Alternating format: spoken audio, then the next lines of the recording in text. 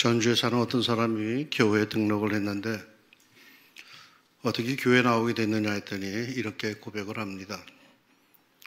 자기는 간암 환자인데 간암 판명받은 뒤로 늘 주위의 사람들이 자기를 볼 때마다 곧 죽을 놈 하는 것 같았답니다. 가족들도 직장에서도 친구들도 모두 죽을 놈 하고 바라보는 것 같았답니다. 물론 말로는 그렇게 하질 않았겠죠. 그런데 어느 날 길에서 어떤 사람이 자기를 볼 때마다 살놈 하더랍니다. 그 말이 얼마나 듣기 좋던지 따라가 봤더니 교회 목사님이었습니다. 목사님이 나를 보고 살놈이라니 나는 살겠구나. 그런 감동이 들어서 그때부터 교회에 나오게 되었답니다.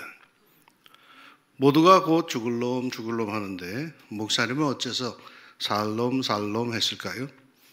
목사님은 살놈이라고 한 게 아니라 샬롬이라고 인사를 한 것뿐인데 이 사람이 샬롬이라고 하는 히브리어를 들어본 적이 없으니까 그걸 살놈이라고 이렇게 들은 것입니다. 이 사람은 어떻게 되었을까요? 정말 살았습니다.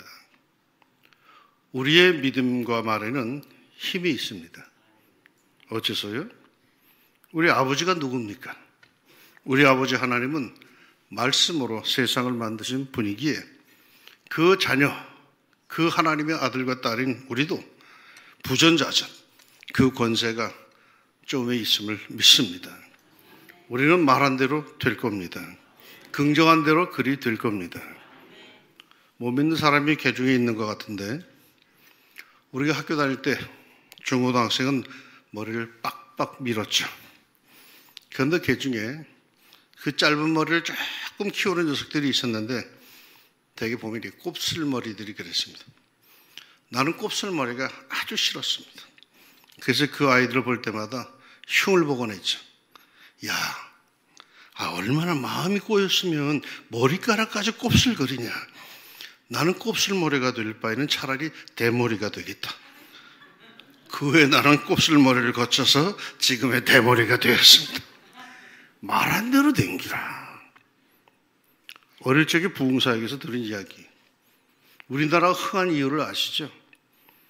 옛적에 우리는 얼마나 못 먹고 못 살았습니까? 그래서 그런지 아이들은 영양실조로 늘 콧물을 그냥 줄줄 흘리면서 그렇게 컸습니다. 우리 때가 그랬습니다. 국민학교, 즉 초등학교에 입학하면 1학년이 되잖아요. 그럼 1학년 되기는 이 가슴에 뭘 달아줬는지 기억하십니까? 흰손수건을 달아줬어요. 왜? 그걸로 코 풀라고. 나는 그게 학생증인 줄 알았어.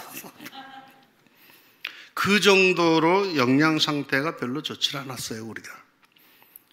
그런데 그렇게 코를 흘릴 때마다 우리네 엄마들은 아이들 코를 풀어준다고 치마를 들쳐가지고 아이 코에도 대고 뭐라고 그랬는지 아시죠? 흥해라 그랬어요.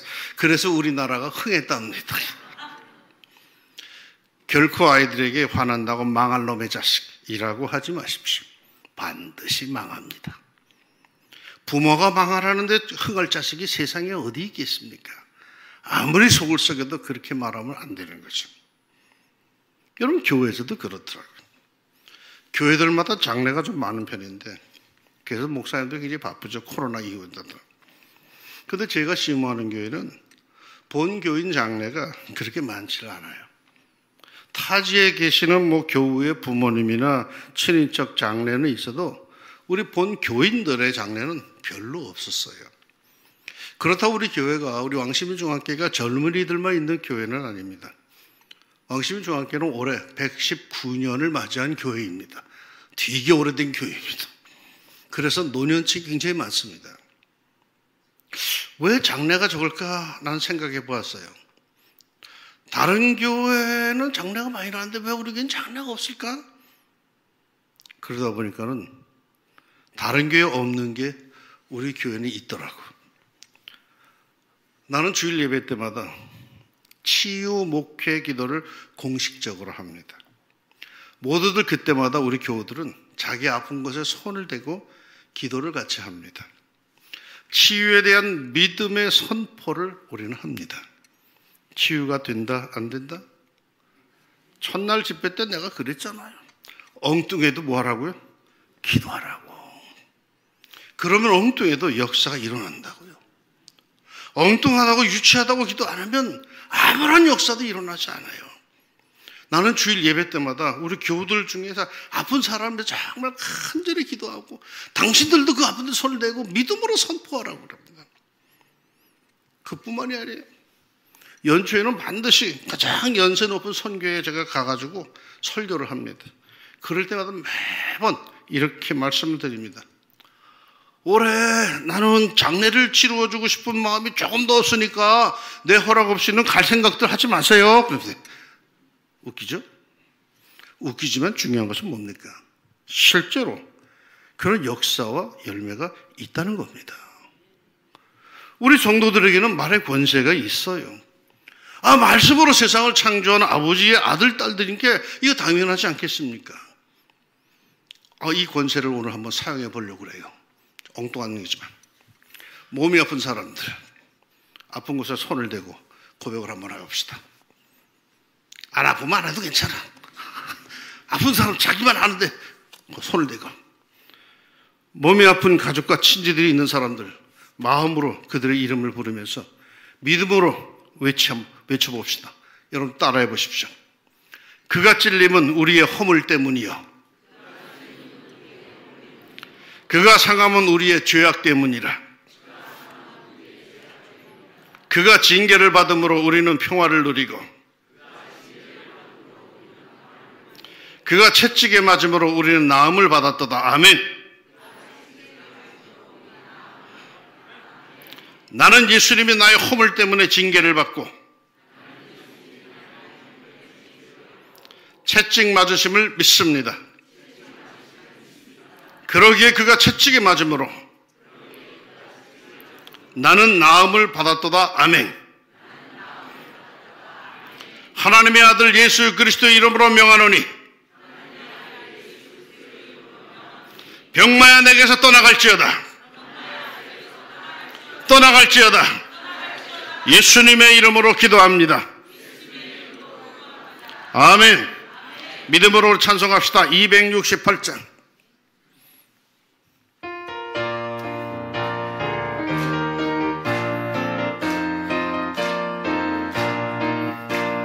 죄에서 자유를 얻게 함은 보혈의 능력, 주의 보혈. 시험을 이기는 승리되니 참 놀라운 능력이로다. 아멘.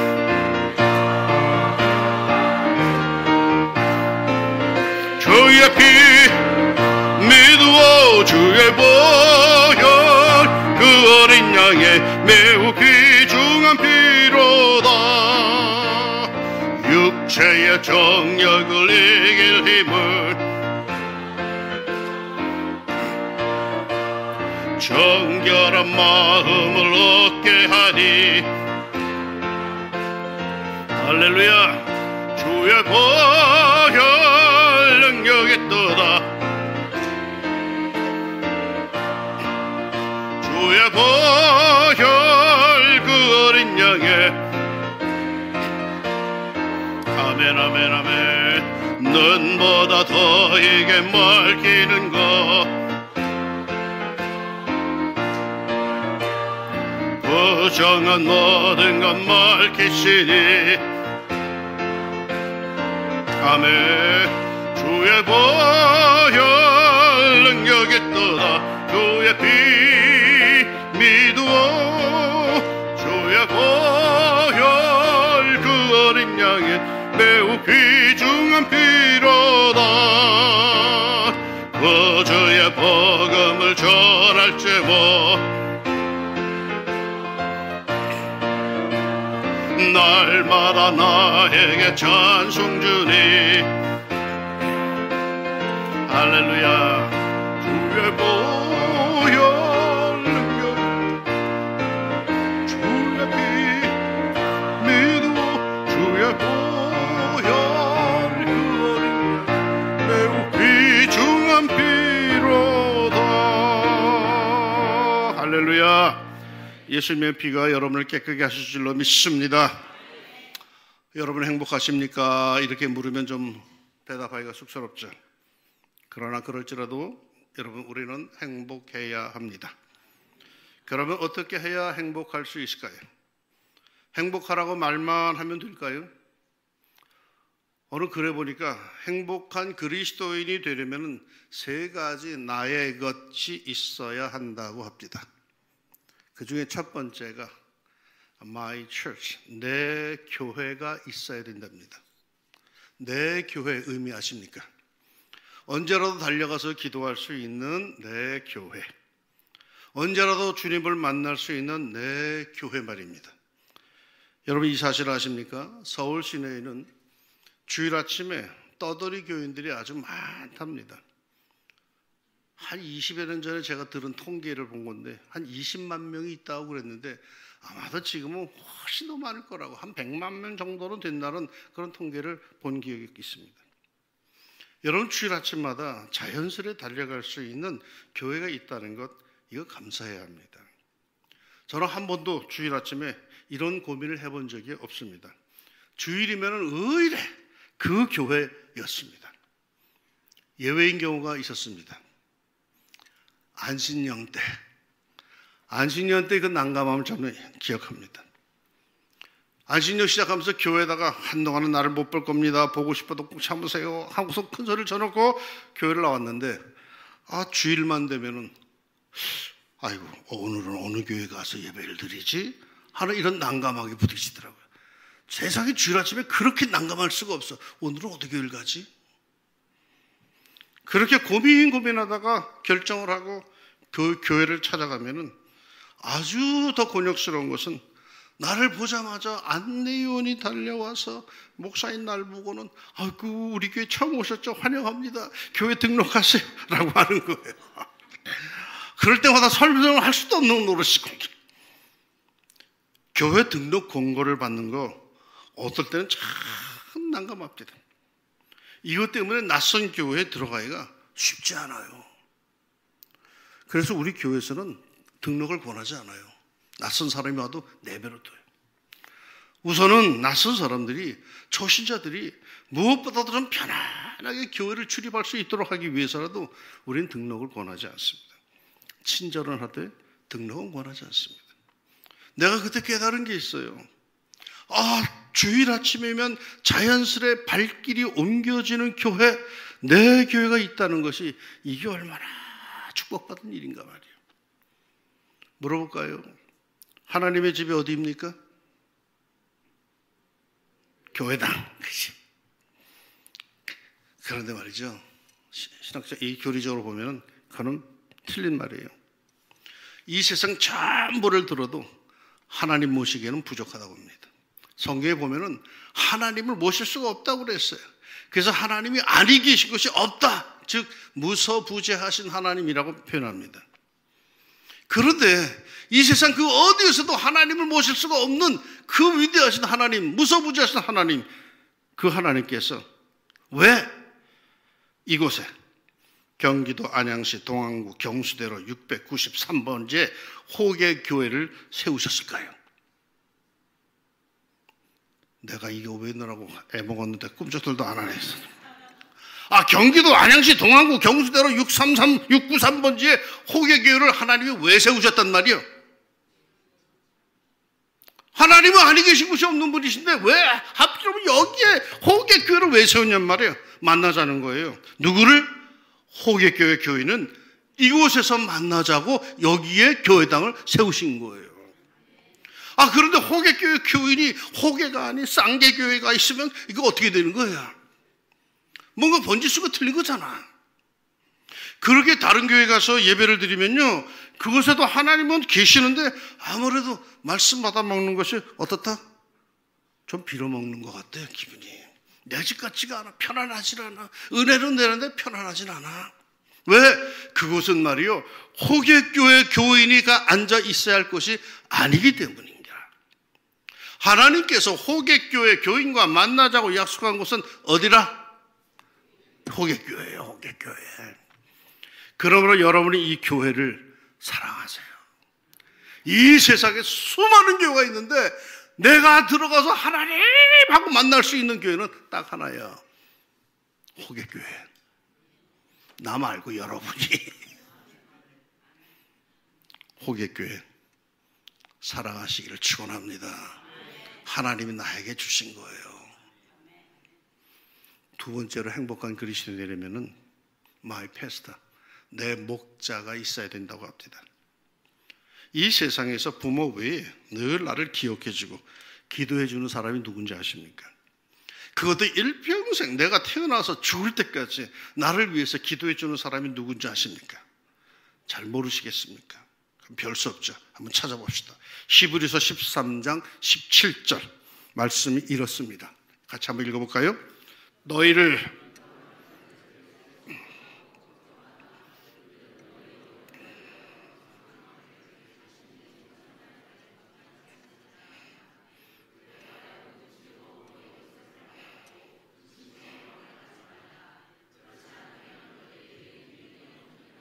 아멘. 너희를 인도하는 자에게 어떻게 하라? 순종하고 복종하라. 그들은 우리 영혼을 위해서 어떻다? 경성하기를, 깨어있기를 자신들이 청산할 자인 것 같이 한다. 그러니 그들로 하여금 그 일을 무엇으로 하게 하라? 즐거움으로, 근심으로 하게 하지 말라. 그렇게 하지 않으면 어떻다? 너희에게 유익이 없다. 담임 목사님은 평생 나를 위해서 기도해 주는 분이십니다. 그러니 웬만하면 순종하고 복종하십시오. 웬만하면 말이에요. 목사님이 근심이 아닌 즐거움으로 사역을 하게 하십시오. 그래야 내게 유익이 있습니다. 이건 하나님의 말씀입니다. 강사 얘기가 아닙니다. 하나님의 말씀입니다. 저는 이곳을 떠나면 여러분을 새까맣게 잊습니다. 아무리 능력 있는 목사님들이 수없이 많이 이곳을 다녀가도 여러분을 기억해주고 기도해주는 이는 누구라? 누구? 조 목사님? 조영춘, 영원한 청춘, 조영춘 목사님이에요. 영원한 청춘, 뜻이 좋네. 나도 이름 좀 바꿀까? 오래전에 말이죠, 우리 교회에서 부흥회를 했어요. 아주 유명한 우리 동기 부흥사 한 분을 데려다 했는데, 둘째 날 밤에 집회가 끝났는데 어느 집사님이 가지 않고 머뭇거려져 뒤에서. 그러더니 강사하고 내가 이렇게 함께 이렇게 나가는데 강사 앞으로 쪼르르 달려오더니 자기가 식당을 하나 내려고 하는데 강사님 이름을 지어주세요 그러는 거예요. 아니 담임 목사가 그 옆에 있는데 강사한테 이름을 지어달라. 참. 순간적으로 괘씸하더라고. 여러분, 강사는 아무리 훌륭해도 자기를 기억도 해주지 않을 목사입니다. 자기를 책임져 줄 목사는 담임 목사입니다. 그 식당 잘 됐을까요? 며칠 뒤 길거리에서 여러분이 저를 만나서 반가이 인사를 해도 저는 못 알아볼 겁니다. 왜요? 제 양이 아니기 때문에. 여러분을 책임져주고 살펴주고 기도해주고 축복해줄 목자는 조영춘 목사님이심을 믿습니다. 오래전에 말이요, 내 한 친구가 전화를 했어요. 대학교 친구인데 어머니가 돌아가셨는데 장례를 치러줄 목사님이 없다고 날 보고 장례를 좀 치러달래. 그래서 야, 너 다니는 교회는 뭐하고? 했더니 교회를 이리저리 등록하지 않고 떠돌아다녔대. 그래서 설교 잘하는 목사님 그 교회 갔다가 저 교회 갔다가 유명한 목사님 교회는 다 돌아다닌 거예요. 그래서 그렇게 평생 교회를 다녔음에도 등록한 교회가 없어. 장례 치러줄 목사가 하나도 없다는 거예요.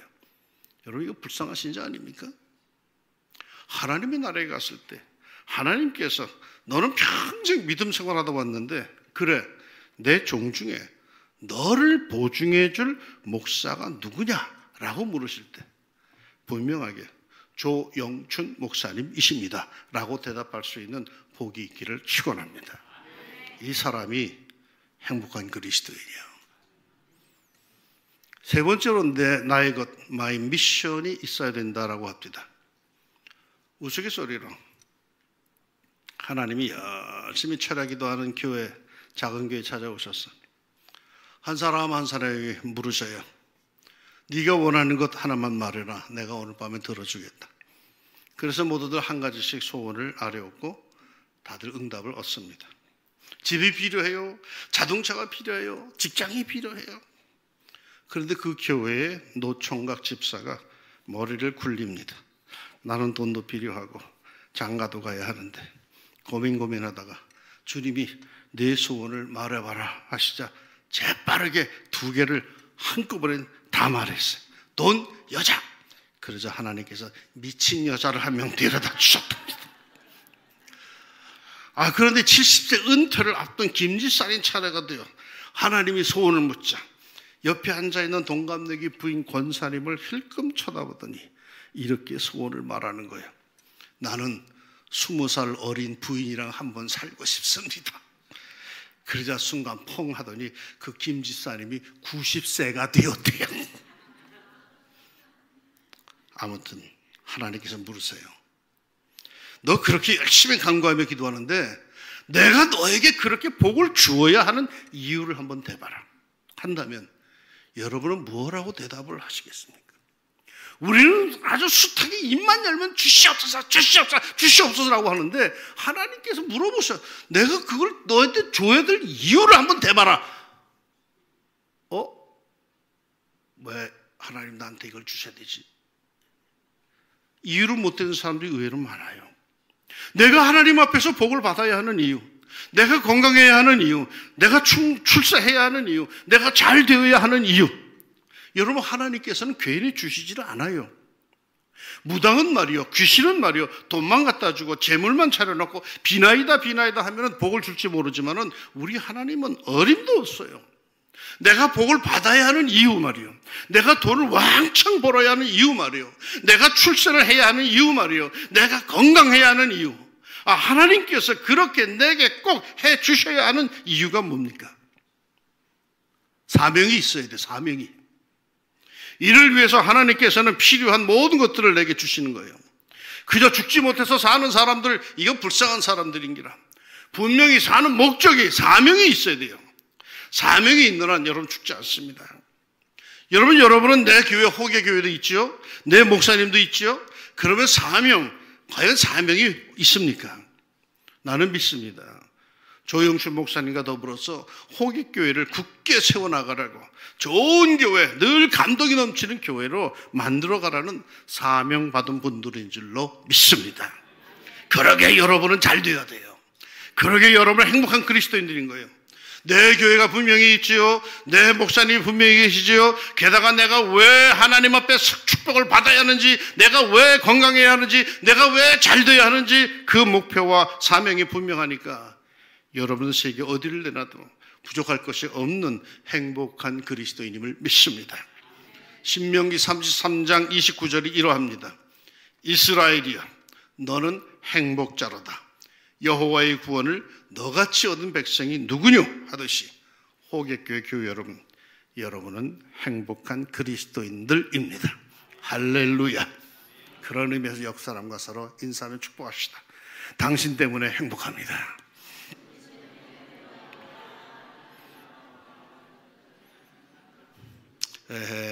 축복할 때 손 안 나가면 꽝이라고 그랬는데 손 잡으면서 당신 때문에 행복합니다. 좋은 교회입니다. 축복합시다.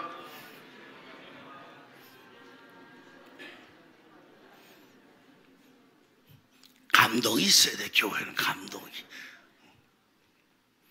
자, 이제 할 말 다 한 것 같은데 끝낼까요? 아니죠? 이렇게 좋은 교회 강단에 어렵게 섰는데 벌써 끝내겠습니까? 이제부터 본론을 시작하겠습니다. 회당장 야이로 12살짜리 딸이 죽을 병에 걸렸어요.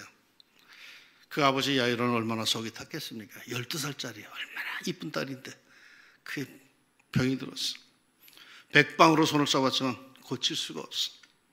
그러던 차에 예수님의 소문을 들어요. 그래서 예수님께 나가서 간청을 합니다. 예수님께서 고쳐주겠다 하여서 같이 야이로의 집으로 가고 있었습니다. 그런데 도중에 12년 동안 혈류병을 앓던 여인을 고쳐주는 일이 벌어져서 지체하게 됩니다. 그러는 사이에 불행한 일이 벌어집니다. 그 12살짜리 자기 딸이 그새 죽은 겁니다. 그 새를 못 참고 말이에요. 조금만 더 뱉어주지 예수님이 가고 계시는데 그걸 못 참고 그 어린 딸이 갔습니다. 그러자 예수님께서 이상한 행동을 보이십니다. 처음에 야이로의 어린 딸을 고치러 가자라고 하실 때는 제자 12명 모두 그리고 일행들까지 다 함께 갔습니다. 그래 도중에 아이가 죽었다는 소식을 듣고 다시 갈 길을 재촉할 때는 37절에 보면 이러합니다. 베드로와 야고보와 야고보의 형제 요한 외에 아무도 따라옴을 허락하지 아니하시고. 왜 그랬을까요? 왜 이 세 제자만 데리고 가셨을까요? 그런 큰 일을 하러 간다면 더 많은 사람들이 같이 가서 으쌰으쌰 하는 게, 열심히 기도하는 게 더 좋을 것 같은데 예수님은 말이요, 다 오지 마. 너만 같이 가자 하십니다. 왜요? 예수님의 의도를 짐작하려면 그 특별 부름을 받은 제자 3명을 살펴보아야 할 겁니다. 이들은 어떤 사람들입니까? 베드로, 늘 성격이 급하여서 실수를 잘하고 먼저 튀어나가는 성격, 이른바 불같은 성격입니다. 야고보와 요한 형제, 역시 베드로보다 더 성격이 급한 사람, 열정이 있는 사람입니다. 이들이 얼마나 성격이 불같은지 예수님께서 이들에게 별명을 붙여주셨는데 우레의 아들들이라고는 보아너게라는 별명을 붙여주십니다. 성격이 아주 급하다는 그런 뜻이겠죠. 그러니까 이 세 제자의 공통점은 불같은 성격에 급한 열정이 가득한 사람들이라는 겁니다. 지적인 이가 아니라 열정, 패션의 사람들이라는 거죠. 뭘 말해주는 걸까요? 그러니까 예수님도 말이죠, 그 놀라운 역사를 일으키는 자리에 함께 있어 주었으면 하는 사람들은 따로 있었다는 것이고, 그들은 어떤 사람들이었는가? 믿음의 열정이 있는 사람들이었다라는 거예요. 말만 잘하고 따지기 잘하는 사람보다 믿습니다라고 하는 열정이 있는, 성격은 좀 급하지만은 정말 열정적인 에너지를 갖고 있는 그런 제자들이 주님도 필요했다는 거죠. 뭐 되나 안 되나 두고 보자라고 하는 관망자가 아니라 주님이라면 뭐든지 가능합니다, 믿습니다, 아멘 하는 사람들이 필요했다라는 거예요. 여러분, 예수님도 그러한 놀라운 역사의 현장에서는 부정적인 사람보다 긍정적인 사람이 더 필요했다면, 그렇다면 말이요, 경기도 안양시 동안구 경수대로 693에서 목회하는 목사님에게는 어떻겠습니까?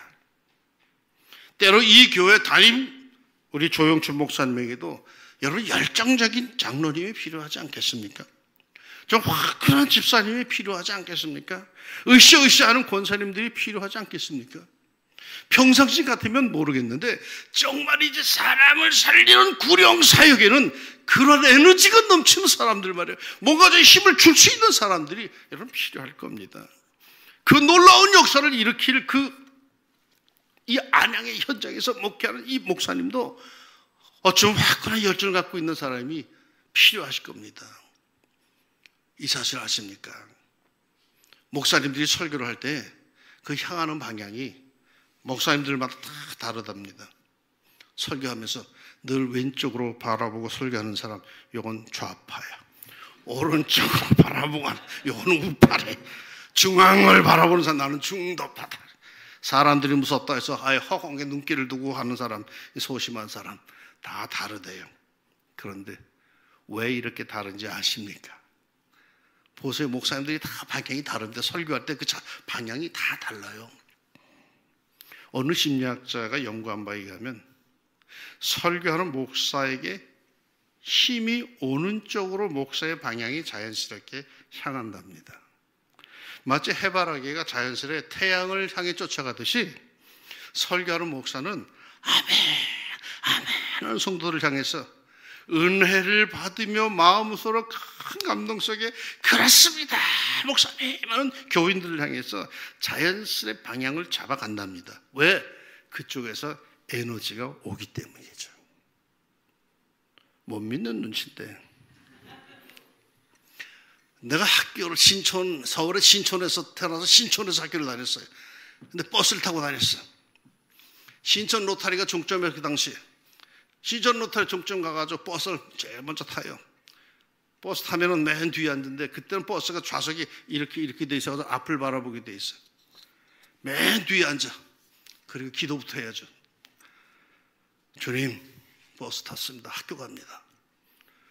오늘도 요 앞자리에 예쁜 여학생이 앉게 해 주옵소서. 그래 기다려. 그럼 여학생이 앉는다 안 앉는다? 앉지. 엉뚱이도 기도해야지. 그럼 여학생이 딱 앉아. 그럼 그때부터는 조금 기도가 달라져. 돌아봐라. 돌아본다 안 돌아본다? 돌아봐요. 뒤통수가 간지럽다고 그러잖아. 세상에는 걸 텔레파시라고 그래. 텔레파시. 그런 경험이 있으시잖아요. 가다가 누가 나를 쳐다보는 것 같아. 탁 쳐다보면 누가 저쪽 날 쳐다보는 거 있잖아. 이 과학적인 거래. 텔레파시 띠리리리리 하고 오는 게 있대요. 여러분, 세상에 사람들이 일반적인 텔레파시도 에너지로 이렇게 와요. 그런데 말이죠, 설교하는 목사를 향해서 열정적인 에너지를 보내주는 그것이 안 올까? 와요. 그래서 목사님들 설교할 때 가만 방향 보면 다 되게 아멘 잘하는 쪽으로 끌려가듯이 쳐다봐. 여러분, 설교하는 게 얼마나 힘든지 아십니까? 힘이 쫙 빠져나갑니다. 목사님들 여기 서서 막 신나서 설교하는 것 같은데 이게 굉장히 힘든 일이에요. 힘이 축축 빠져나가요. 저희 교회 교우들은 예배 끝나고 나갈 때 제 손을 이렇게 잡으면 늘 걱정을 해요. 목사님 손이 너무 차다고 걱정을 하고, 목사님 손이 왜 이렇게 차요? 왜 그럴까요? 본래 찬 사람들도 있지만 어느 의학적 기사를 보니까 사람이 열정을 쏟으면 손이 차진답니다. 온몸에 열이 다 빠져나간 게 손발이 차진답니다. 설교를 열정적으로 하기에 예배 후에는 늘 손이 찹니다. 기운이 쭉쭉 빠져나갔다는 얘기죠. 그런데 그 순간에 어디선가 에너지가 전해져 옵니다. 그러면 자연스럽게 그쪽으로 자세가 향하게 되죠. 순간에 해바라기가 됩니다. 왜요? 거기서 에너지가 오니까요. 이번 주일날 잘 보세요. 목사님이 누굴 쳐다보고 설교를 하시는지 말이에요. 그런데 왜 우리 조 목사님은 설교 시간에 나를 한 번도 안 쳐다보는 걸까요? 나를 미워하시나? 누구 책임? 자기 책임이지. 자기가 한 번도 에너지를 안 보내준 거지. 여러분, 설교하는 목사님에게 에너지를 보내세요. 아멘 하는 에너지를 보내세요. 오늘 목사님은 어째 내석을 요렇게 잘하시고 이런 말씀하십니까? 나 들으라고 설교를 하시는군요 하는 그 감동의 에너지를 보내세요. 목사에게는 에너지가 필요한 거예요. 긍정의 에너지, 믿음의 에너지, 화끈한 성도들로부터 오는 에너지가 필요해요. 발전하는 교회는 화끈한 성도들이 필요한 거예요. 열정적인 일꾼들이 필요한 거예요. 이 열정적인 일꾼들만 준비된다면 주님과 더불어서 엄청난 일을 이룰 수가 있어요. 여러분, 이왕 믿음 갖는 거, 여러분 열정적인 화끈한 믿음을 한번 가집시다. 예수님께서 선호하실 정도의 그런 긍정의 믿음을 한번 가집시다. 예수님과 통할 수 있는 그런 간절하고도 열렬한 믿음을 한번 가져봅시다. 되면 좋고 안 되면 할 수 없고 라는 것보다도 주님의 나라를 위해서 반드시 이루어질 줄 믿습니다 하는 믿음 말이요. 기도를 하더라도 주야 이루어 주시옵소서. 우리 호객교회를 하나님이 축복해 주시옵소서. 우리 목사님에게 힘을 주시옵소서. 우리 장로들 삶이 잘 되게 해주십시오. 우리 권사님 아픈데 암을 치료해 주시옵소서. 간절함 갖고 되고 안 되고 이게 아니야. 정말 속이 타는 심정으로 교회를 위해 기도하고 목사를 위해 기도하고 정말 하나님의 나라를 간구하는 그 성도들이 있는 교회는 뜨거운 역사가 일어날 줄로 믿습니다. 에이, 어려울걸. 팔짱 끼고 쳐다보는 교회는 전혀 그런 일이 일어나지 않아. 사모하는 사람들 아멘 하는 교회는 그 아멘의 역사가 이루어진 줄로 믿습니다. 성경이 우리에게 가르쳐주는 바야. 그게. 그 믿음의 에너지, 이 교회에서 어디로 모아질까요? 제 목회 경험으로는 담임 목사에게로 모아집니다. 그러면 담임 목사는 그 집중된 에너지로 죽은 아이를 살릴 정도의 큰 역사, 안 된다고, 늦었다고, 틀렸다고 하는 그 현장을 뒤집어 엎은 엄청난 역사를 일으킬 수 있는 에너지로 폭발을 합니다.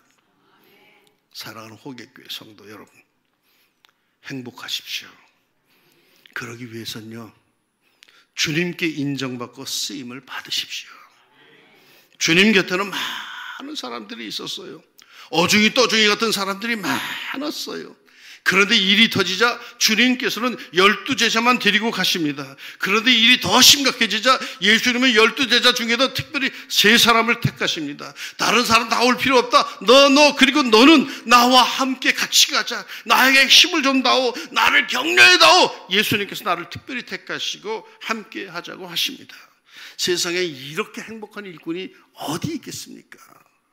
주님께서 심각한 일을 앞두고 중요한 일을 앞두고 이걸 누구와 함께 할까라고 하실 때 얼른 주님의 머리에 떠오르는 긍정적인 일꾼이 되어봅시다. 어느 책에 보니까요, 걸레 같은 그리스도인이 되자라는 글이 있더라고요. 성질이 더러워서 걸레같이 되자는 것이 아닙니다. 더러운 곳을 걸레가 지나가면 그곳은 깨끗해집니다. 방바닥을 지나가면 방바닥이 깨끗해지고 책상 위를 지나가면 책상 위가 깨끗해집니다. 그러고도 그 걸레는 말이 한 구석에 던져지고 말죠. 걸레는 온 집안을 깨끗하게 하면서도 한 번도 아랫목을 차지해 본 일이 없고 아랫목을 차지하려고도 하지도 않습니다. 단지 걸레는 자기의 손길이 닿는 곳이 깨끗해진 것으로 온 집안이 깨끗하게 된 것에 만족해 합니다. 주님의 손에 얼른 잡히는 일꾼, 그런 성도가 되십시오. 주님의 손길, 주님의 마음길이 주저함 없이 늘 빨리 오는 그런 일꾼들이 되십시오. 그러면 행복한 일꾼이 될 겁니다. 쓰임받는 행복이 충만할 것입니다. 인정받는 행복이 충만할 줄로 믿습니다. 어느 교회 재직 헌신 예배 때 오늘의 본문으로 이런 제목을 주었어요. 재직이여 행복하라. 그런데 막상 그 주일날 가서 그 교회 주보를 보니까 설교 제목이 이렇게 되어 있더라고요. 재직이여 항복하라. 맞아요. 여러분 항복하세요. 누구에게? 하나님께, 주의 종에게, 성령의 감동에 항복하세요. 너는 하나님과 화목하고 평안하라. 그래야면 복이 내게 임하리라. 하나님과 주의 종과 갈등을 빚지 마세요. 화목하고 평안하세요. 그리하면 복이 임하고 그리하면 행복합니다. 자기 주장을, 자기 고집을 끝까지 부리지 말고 주님께 항복하세요. 알면서도 주의 종에게 항복하세요. 그러면 우리 하나님께서 높여주시고 평강에 평강에 복에 복을 더하여 주실 겁니다. 수많은 생명을 살리는 그 엄청난 구원의 역사를 이루는 호객교회로 성장할 줄로 믿습니다. 다시 한번 축복합니다. 사랑하는 호객교회 성도 여러분, 행복하십시오. 이왕 신앙생활하는 거 행복하십시오. 이왕 교회 다니면서 신앙생활하는 거 행복하십시오. 그러기 위해서는요, 늘 하나님께는 항복하십시오. 주의 종에게 항복하세요. 성령의 감동 감화에 항복하십시오. 하나님께 항복해야 할 때가 언제인 줄 아십니까? 주의 종에게 항복해야 할 때가 언제인지 아십니까? 성령의 큰 감동에 행복해야 할 때가 언제인지 아십니까? 사명 받을 때예요. 사명. 그것도 조금 부담이 되는 사명을 받을 때입니다. 그러나 정말이지 그때 항복할 때 예수님께서 십자가에 죽기까지 자기를 낮추며 순종하신 것 같이 항복할 때에 여러분의 삶에는 감동과 감사와 행복이 가득할 겁니다. 행복한 그리스도로 눈을 감을 수가 있을 겁니다. 복음성가 한 곡을 부르고 마치려고 합니다. 저는 이 찬송만 부르면 가슴이 벅차올라요. 이제 내가 살아도 주 위에 살고 이제 내가 죽어도 주 위에 죽네. 하늘 영광 보여주며 날 오라 하네.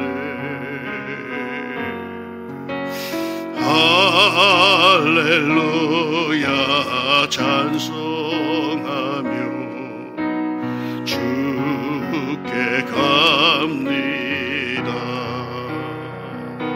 그러므로 나는 사나 죽으나 주님의 것이요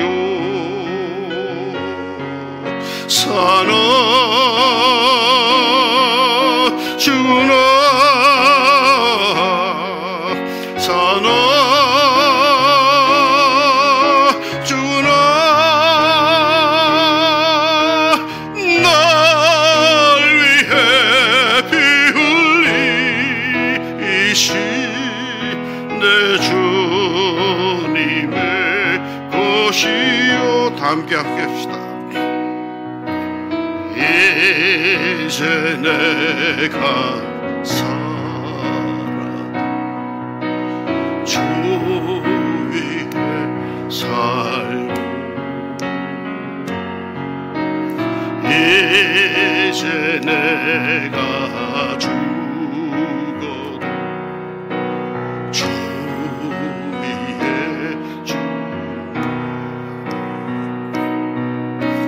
하늘 영광 보여주며 널 오라 하네.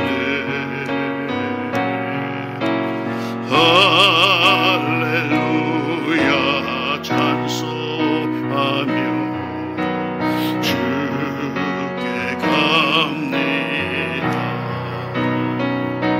그러므로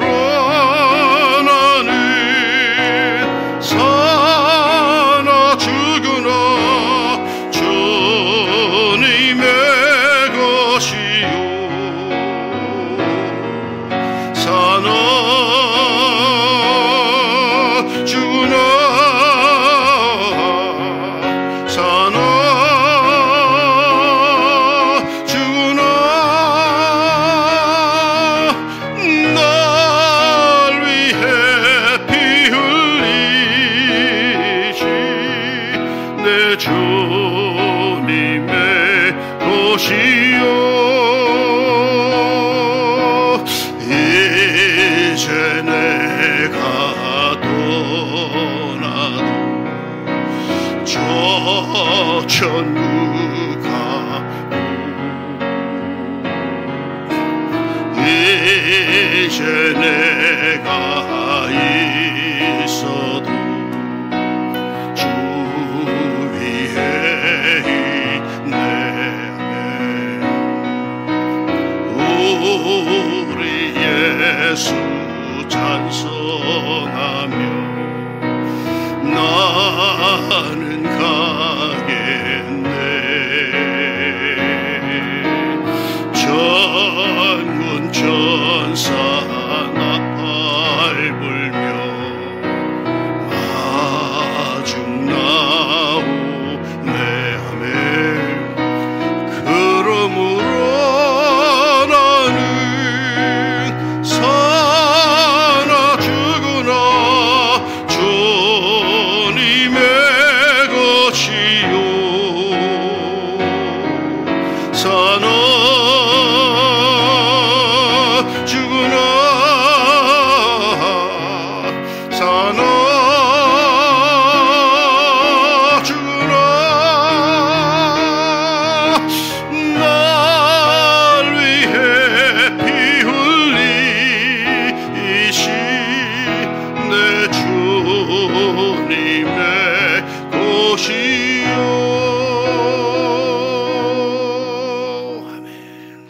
사도 바울 선생이 로마서 14장 7절에서 이렇게 고백합니다. 우리 중에 누구든지 자기를 위하여 사는 자가 없고 자기를 위하여 죽는 자도 없도다. 우리가 살아도 주를 위하여 살고 죽어도 주를 위하여 죽나니 그러므로 사나 죽으나 우리가 주의 것이로다. 아멘. 세라노 호계교회 성도 여러분, 우리는 주님의 것입니다. 사명받고 주님께 충성하여 호계교회 잘 섬겨서 성도의 반열에 있어서 천국에서 감격적인 이 찬송을 함께 부릅시다. 행복한 교회, 행복한 성도, 그걸 바라보시는 행복한 우리 주님, 호계교회는 행복한 교회로 인정받을 줄로 믿습니다. 기도하겠습니다. 부족한 것이 호계교회에 와서 3일 동안 말씀을 증거했습니다. 이렇게 저렇게 얘기를 했지만, 그러나 하나님께서 필요하신 것들만 머리에 남게 해주시고, 하나님께 나에게 말씀하신 것만 기억나게 하여 주시사 행복한 성도들이 되게 하여 주옵소서. 그 행복, 주님 앞에 두 손 들고 나아가며 참으로 순종할 때 주어지는 사명받는 자의 행복을 이 사랑하는 성도들이 누리게 하여 주시사 나는 사나 죽으나 주님의 것이다라고 마음에 결심하고 그렇게 살아서 이 세상을 이길 수 있는 하나님의 사람들, 호계교회 성도들이 꼭 되게 하여 주옵소서. 우리 조영수 목사님 목회할 때 이 사랑하는 성도들로 인하여서 힘을 얻게 하여 주시고, 낙심되고 힘들 때에도 이 성도들이 바라보고 기도해 주는 것 속에서 다시금 힘을 내어서 하나님께서 맡기신 그 일들을 잘 이뤄낼 수 있도록 도와주옵소서. 우리 장로님들 다 성령 충만케 하여 주시고, 건강에 건강을 더하여 주시고, 이왕이면 하나님 저들의 생업도 복에 복을 꼭 더하여 주시사 하나님 마음이 원하는 대로 섬길 수 있도록 주님 도와주옵소서. 우리의 모든 성도들 하나님 기억하여 주시사 저들이 심는 것마다 100배의 결실이 있게 하여 주시고, 때로는 어렵고 때로는 속상하고 때로는 아프다 할지라도 낙심하지 않게 하여 주시고, 때를 기다릴 수 있는 되게 해주시고, 믿음으로써 이겨낼 수 있는 복된 하나님의 성도들이 되게 하여 주옵소서. 그래야 하나님, 이 호계교회는 사명받은 사람들, 정말로 왜 하나님 앞에 축복받고 살아야 되는지를 분명히 아는 사람들로 가득한 호계교회가 되게 하여 주시사 이 안양에서 새로운 교회 역사를 시작할 수 있도록 주여 도와주시고 함께하여 주옵소서. 예수님의 이름으로 축복하며 기도합니다. 아멘.